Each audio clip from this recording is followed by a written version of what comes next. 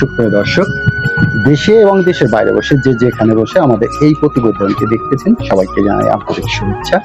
প্রিয় দর্শক, আজকে আমরা চলে আসছি ঝালকাঠি থানার শেখেরাটি ননের বারুহার গ্রামে এক ভাইয়ের গরুর খামারে। তো আমরা একটু ভাইয়ের সাথে কথা বলবো, গরুর আয় ব্যয়, রোগ বালাই, টুকিটাকি এবং খরচ নিয়ে কথা বলবো। ভাইয়া কেমন আছেন আপনি? হ্যাঁ, আলহামদুলিল্লাহ ভালো আছি। ভালো? হ্যাঁ। ভাইয়ের নাম? আমার নাম মোহাম্মদ ফিরোজ। ফিরোজ ভাই।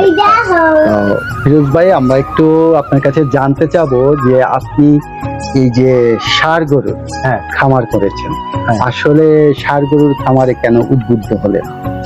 ষাঁড় গরু খামারে উদ্বুদ্ধ হয়েছি আমরা দুধের ঝালকাঠিতে তেমন একটা দুধের চাহিদা নেই বলতে বলা যায়। তখন দুধের গরু পালতে গেলে তখন সমস্যা আছে, দুধ বিক্রি করতে সমস্যা।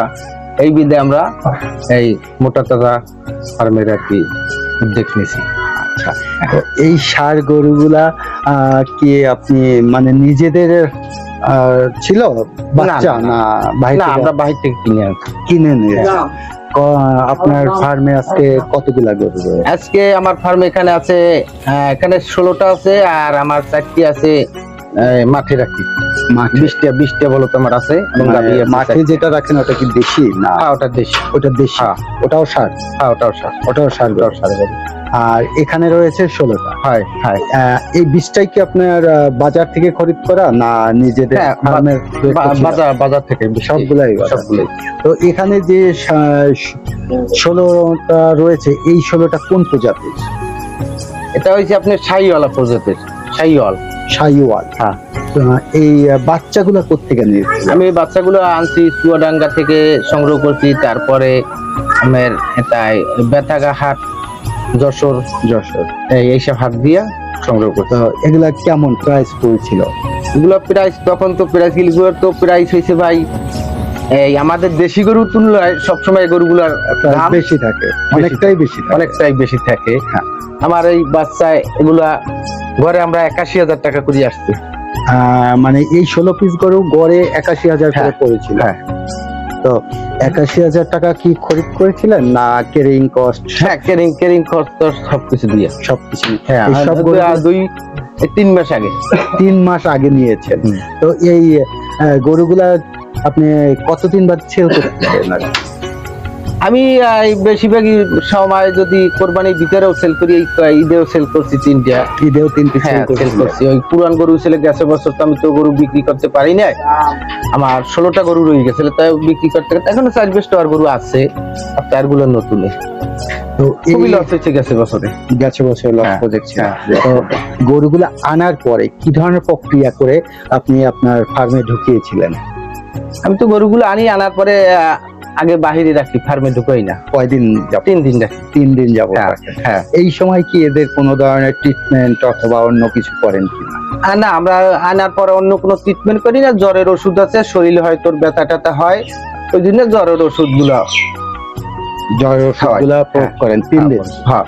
এবং আর কোনো পা ধোয়ান, তারপর পটাশ দিয়ে পা ধোয়াই, তারপর গোসল করে 3 দিন পরে ভাইরাস থাকে, তাহলে 3 দিন তো বোঝা যায় যে ভাইরাসটা আছে।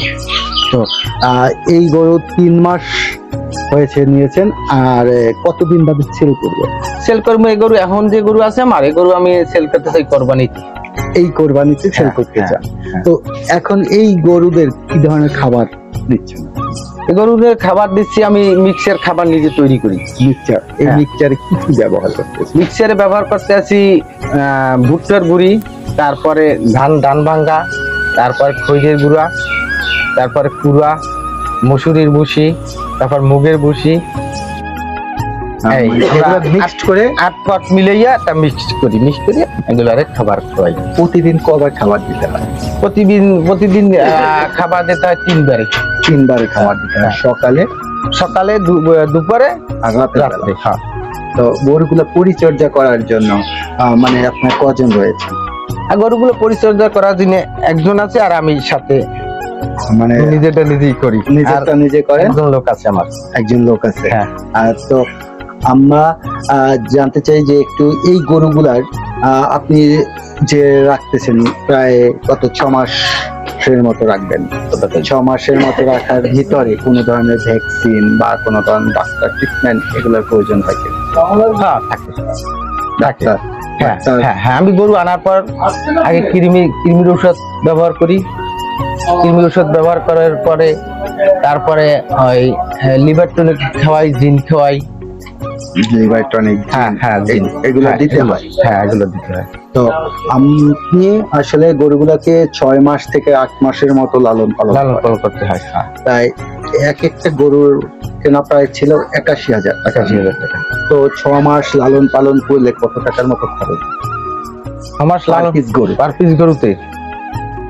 পিস গরুতে মনে করেন 6 মাস যদি কম খরচা হয় তবে 81,000 টাকা কেনা থাকলে আরো 20,000 টাকা খরচা আছে। আর 6 মাসে আরো 20,000 টাকার মতো একটা গরু। যদি ভালোভাবে কোনো অসুখ বিসুখ না হয় তবে 20,000 টাকা। নিজের ঘাস আছে তো, নিজে ঘাস চাষ করি, এই জন্য কম খরচা একটু আসতে পারে। আর যদি ঘাসের চাষ না থাকে তাহলে বেশি হয় খরচা। ঘাস চাষ করে? হ্যাঁ, কাঁচা ঘাস খাওয়ানো। হ্যাঁ, কাঁচা ঘাস খাওয়ানো হয়। আর তো ধরেন 20,000 টাকা, 81,000 টাকা, সর্বমোট প্রায় 1,01,000 টাকার উপরে। হ্যাঁ, 1,01,000 প্লাস খরচ হয়। হ্যাঁ, কিন্তু আমরা যদি আশানুরূপ মার্কেট প্রাইস ভালো পাই তাহলে কত টাকা? ভালো মার্কেট পাইলে এটা মার্কেটের উপর নির্ভর, এটা বলতে পারবো না যে কত টাকা হবে বা না হবে, এটা বলতে পারবো না। ঠিক আছে, বছর মনে করেন যে গরু আমার 17টা গরু ছিল, যখন যদি 17টা গরু বিক্রি করি তাহলে আমার 6 লক্ষ টাকা লস হয়। 6 লক্ষ টাকা লস হয়? হ্যাঁ, এই যে বড় ওই যে পাশে যে গরু, ওই সিস্টেমের গরু ছেলে, তো এই জন্য আমি আছে বছর গরু বিক্রি করি না, ওই গরু রাখতে দিয়েছি, পরে আস্তে আস্তে আমি বিক্রি করছি। আর 3টে গরু আমি ঈদেও বিক্রি করছি। এবছর লস? হ্যাঁ, ঈদেও বিক্রি করছি। কোরবানির গরু, কোরবানির গরু এবছর ঈদে বিক্রি করবো। এগুলা কেমন প্রাইসে বিক্রি করছে? ওগুলা ভালো প্রাইসে বিক্রি করতে পারছি। আর এবার আশা করা যায় এবার মনে হয় সম্ভবত বাজার ভালো থাকবে। বাজার ভালো? হ্যাঁ, যদি বাজার ভালো থাকে তাহলে আমরা কিরকম প্রাইস পেতে পারি? ভালো বাজার যদি ভালো থাকে তাহলে প্রাইস পেতে পারি ঘরে 150, মানে 1.5 লক্ষ টাকা। হ্যাঁ, মানে গড়ে আমরা 1.5 লক্ষ টাকা 1.5 লক্ষ পেতে পারি। আর যদি একটু বড় সাইজ হয়, বড় সাইজ তাহলে তাহলে তো একটু বেশি পেতে পারি। আর তো আপনার খামারে এই যে গরু পালনে এই 6 মাসে কোনো ধরনের মশারি বা কোনো ওষুধ, মানে মশা নিধনের জন্য কোনো কিছু ব্যবহার করে? হ্যাঁ, মশার জন্য ওষুধ ব্যবহার করি। মশার জন্য ওষুধ ব্যবহার? কি ধরনের ওষুধ ব্যবহার করে? ওষুধ ব্যবহার করি, ওষুধটার নাম দাও তো। আমি ওষুধটা ব্যবহার করি, ওটা স্প্রে করি। স্প্রে করলে আর মশারা আসে না, এবং আর আশেপাশে ব্লিচিং পাউডার মারি গন্ধ আসার জন্য। গন্ধের জন্য ব্লিচিং পাউডার। আর এই যে গোয়াল খামার যেটা, এই খামারটা কিভাবে পরিষ্কার পরিচ্ছন্ন করে? আমার তো সকাল বিকেল 2 বের ধুই, তারপরে 1 সপ্তাহ যাওয়ার পরে ব্লিচিং দিই আমি এবারই ধুই। আর গরু যে মলমূত্র এগুলো আপনি মানে কি ধরনের কোনো প্রক্রিয়াজাত করেন কিনা? না, কিছু করি না, একদম সরাসরি ফেলে দেন? হ্যাঁ, সরাসরি ফেলে দিই, পাশে ফেলে দিই। আমরা অন্য খামারিদের দেখছি যে তারা এই গ্যাস তৈরি করে, আপনি এ ধরনের কিছু করেন? না, আমি গ্যাস ট্যাস তৈরি করি না, এবং আমি মনে করেন কোনো লোন টোন নাই, এই বিদায় অতটা পরিচর্যা করতে পারতেছি না। পরিচর্যা করতে পারছি হ্যাঁ। না। তো গরুর পিছনে কেমন সময় কাটে আর কি? সকাল থেকে সন্ধ্যা পর্যন্ত কতটা টাইম ব্যয় করতে হয়? সকালে 7টা হইতে 9টা পর্যন্ত দুইজনের সময় দেয়। দুইজনের সময়? হ্যাঁ। তারপরে ঘাস টাস কাটার পর আবার 12টা হইতে 1:30 পর্যন্ত আবার সময় দিতে হয়। 1টা পর্যন্ত? হ্যাঁ, আবার বিকালে 5টা হইতে 6:30 পর্যন্ত 1.5 ঘন্টা সময় দিতে হয়। 1.5 ঘন্টা সময়? হ্যাঁ, সর্বমোট মানে 3 বেলায় গরুর পিছনে প্রায় 2 ঘন্টা 1.5 ঘন্টা করে সময় দিতে হয়। তো রাতের বেলা গরুদের থাকার জন্য কি ধরনের ব্যবস্থা করে? রাতে থাকার জন্য? হ্যাঁ, রাতে এই গরুগুলা কিভাবে থাকতে পারে এর জন্য কি মশারি বা না মশারি না, ওষুধ ব্যবহার করি। সন্ধ্যা যখন হয় তখন আমি স্প্রে দিয়ে ওষুধ ব্যবহার করি, তখন তো ফ্যান ছাড়া থাকে, গরু শুয়ে থাকে, সমস্যা হয় না। মানে ফ্যান স্প্রে করে ফ্যান ছেড়ে দেয়। আর এই গরমের দিনে তো ফ্যান অল টাইম চলতেই। তো মানে বিদ্যুৎ চলে গেলে কি আপনার অন্য কোনো ব্যবস্থা? বিদ্যুৎ চলে গেলে অন্য কোনো ব্যবস্থা নাই, এবং মোটামুটি আমার ফার্ম দলায় আছে, একটু বাতাস লাগে, এই। আর রাতের বেলা আপনার ফার্মের জন্য কি ধরনের সিকিউরিটি বা অন্য কিছু ব্যবস্থা? হ্যাঁ আছে, আমার সিকিউরিটি আছে, সিসি ক্যামেরা আছে, সিসি ক্যামেরা, ওয়াইফাই আছে, ঠিক আছে। আর তারপরও এই জায়গা অনেক চোরের আছে, সমস্যা আছে, তারপর আমি নিজে সজাগ থাকি, মানে নিজেদের থাকতে হয়। হ্যাঁ। তো ভাইয়া সতর্ক থাকি। আপনার অনেক মূল্যবান সময় নষ্ট করলাম। না, সময় নষ্ট করব। আমাদের চ্যানেল পক্ষ থেকে আবারও আপনাকে অনেক অনেক ধন্যবাদ। আচ্ছা, আপনি ভালো থাকবেন, আপনার গোয়ালের সব গরুগুলো ভালো থাক, আমরা এই প্রত্যাশাই করছি।